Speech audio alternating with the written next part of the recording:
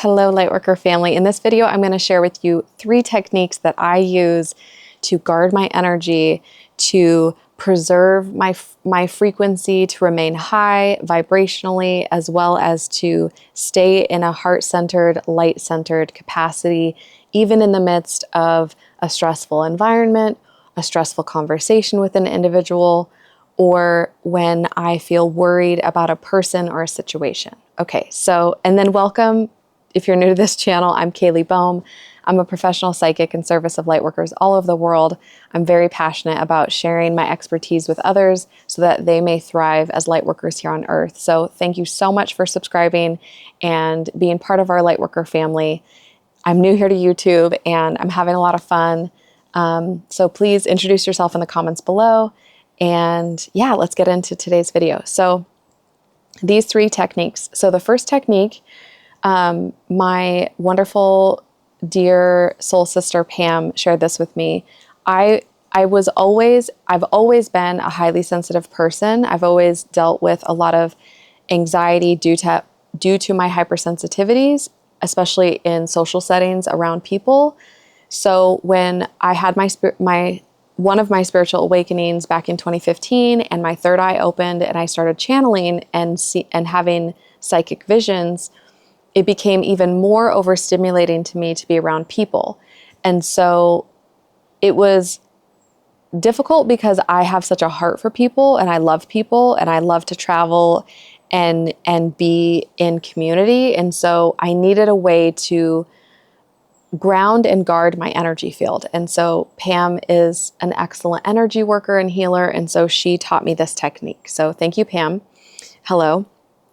Okay, so what you're going to do is you're going to place your thumb to the base of your ring finger.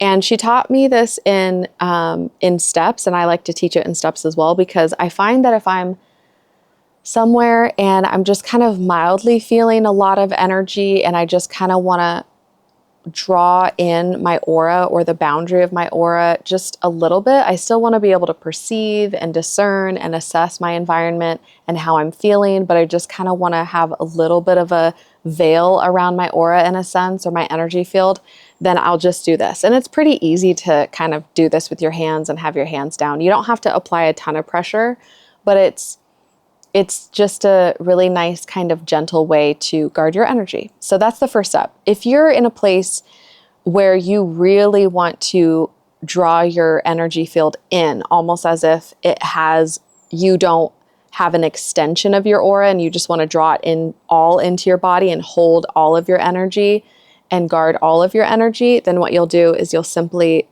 put your fingers down over the thumb.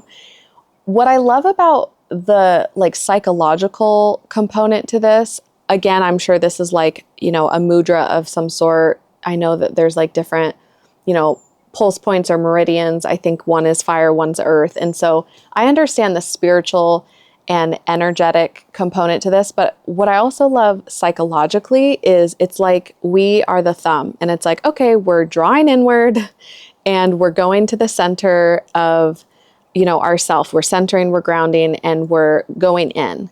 And then to do this is like, okay, my team and my spirit guides are, surrounding me and guarding me. So there's so many wonderful layers to this technique. In my opinion, it feels like psychologically, spiritually, and energetically really nice. And anytime I've taught it to clients, they've noticed, especially if they're very empathic, they've noticed a huge difference in practicing this. So this is the practice that I do if I just want to gently or even more significantly guard my energy. And of course, we need to understand that as light workers, healers, empaths, as highly sensitive people, the first thing we need to do if we're in a place or environment where we're highly dysregulated and it's toxic to us, we of course need to leave. So this is a technique that we use if we're just simply in a place that we should be and we can be safely, but we just want to kind of guard our energy a little bit. Because sometimes we're in places we want to be, we choose to be, but we just can feel a little bit overwhelmed because we are such deep feeling empathic people. Okay, so The second technique is if you are in a situation where you are feeling great in the location, but there's specifically one person or one group of people in that place that you feel emits an energy that you can't quite control your energy field from addressing. So I don't, there's no toxic or bad people. There can be toxic energy. And if you're feeling that toxic energy, then you'll want to practice this. And I say this because we, as light workers, were wired to be highly sensitive for the purpose of assessing energy. If one can assess energy, one can discern the needs of that energy. Well, we don't want to we don't want to minimize our sensitivities, but we do want to know the appropriate times and places and instances when we are actually called to work on an energy. So if we're at a social function or at a family event and there's an energy and it's not yours to manage, and then you can practice this. It's without judgment for those people or for that person, and it's just simply to have an energetic boundary and a guarding of you not associating or assessing or addressing that energy because it's not your job to do so. So this technique is more visual. You're not going to do anything physical. So visually what you'll do is you will surround the person and or the group of people with light and or their spiritual guides. And so what this has done for me, and this is something that I just kind of intuitively began doing when I would feel this draw as a healer and psychic reader. People often ask me, do you go to the grocery store and are you just out and about and you hear and see and sense all of these things? And the answer is at first, yes. And it became very overwhelming. And I actually lived quite isolated for the first 4 years for my own spiritual awakening, but also due to my hypersensitivities at that time, because I was already a highly emotionally empathic and psychic and intuitive child. But when it started literally translating to having psychic visions and channeling information in a more significant way, then it did become pretty overwhelming and overstimulating. And so after my time frame of living very, connected to all of the people I was channeling for remotely, but living a very kind of, I don't want to say isolated, but a very simple, quiet life in a cabin in the woods for 4 years, when I did go out into public settings and spaces, I wanted to just be myself, and I wanted to be able to discern my environment for my own highest and best good, but I didn't want to always go into channeling or reading the energy of other people. And so what clicked for me, what my spirit guides really impressed upon my heart, and what I began sharing with other highly empathic, intuitive people, is that if someone hasn't scheduled an appointment with me on my website, then it's none of my business. And it's my business in as much as it's my responsibility to guard my energy, to be in safe spaces, and to help out when it's an emergency situation for others. But unless it's a life or death situation, then I need to mind my own business energetically. And it's for my highest and best good as well as the other people, because if I'm just assessing their energy, then with nothing to contribute, then that's just judgment. And so even if I was at a social engagement with family who I love dearly, but there was an energy that I didn't like again, I would just simply say, oh, none of my business. And so as an empath and healer and light worker, we always have a heart for people, even if it comes initially from a feeling or even a thought of judgment. And so what I prescribed myself, or my guides helped prescribe me, is I surround them with their own light. I say, oh, I'm assessing something, but their own light and their own guides, their own angels have got them. Like, I can bring my consciousness and my awareness to that fact. I can remind myself, oh yeah, I sent something over there, but in as much as that is true, it's also true that they have their own guides, their own path, their own angels, and their own boundary to their energy field. And I can remember that, and I can see that boundary and that separation between myself and them. So whether you like to envision light around them or a specific color or boundary around them, great. Or if you want to envision their angels around them. And in this way, you create that boundary and they're being served and they're all good, and you can come back and draw your energy and harness that energy back in, collect yourself, and, you know, see the autonomy and the light that is separate between the two of you. So that is my second technique, and I do this if I'm getting distracted by another person's energy that I no longer want to be engaging with.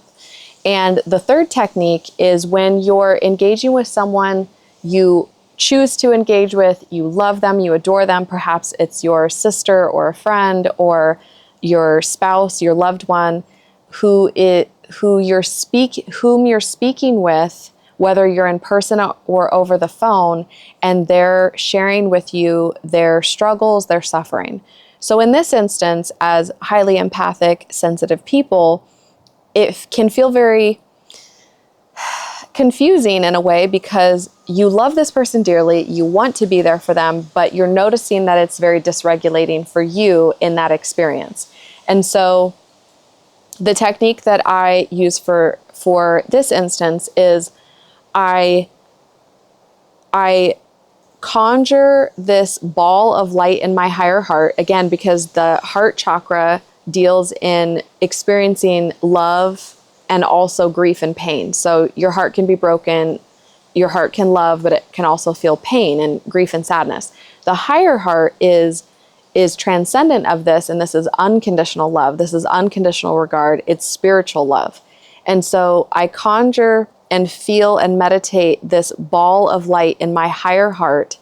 And once I've conjured this feeling and connection and sacred intent for me in this conversation, in this moment, to connect to that higher heart, to release and emancipate myself of the pain that it's causing me to have in my heart, and to ascend into the higher heart, I focus on active listening and being present and being truly witness to what this person that I care for and love dearly is feeling and experiencing.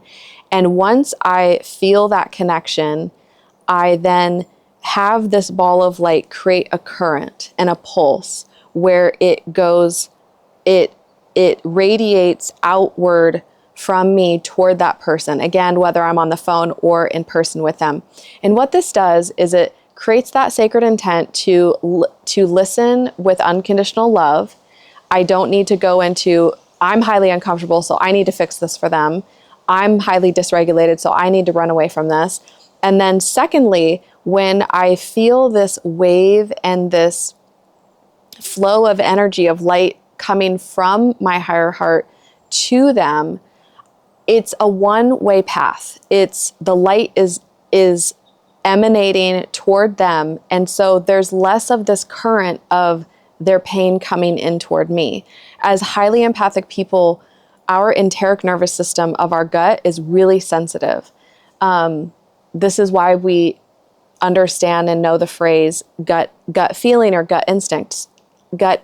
And so our abdomen and our neurological system surrounding the heart, our chest and our abdomen can become very tight and stressed when a loved one is sharing something. And so by having this frequency and this pulse and this wave of light emanating from the higher heart, it creates almost this beautiful blessing as well as a shield for this area of ourselves.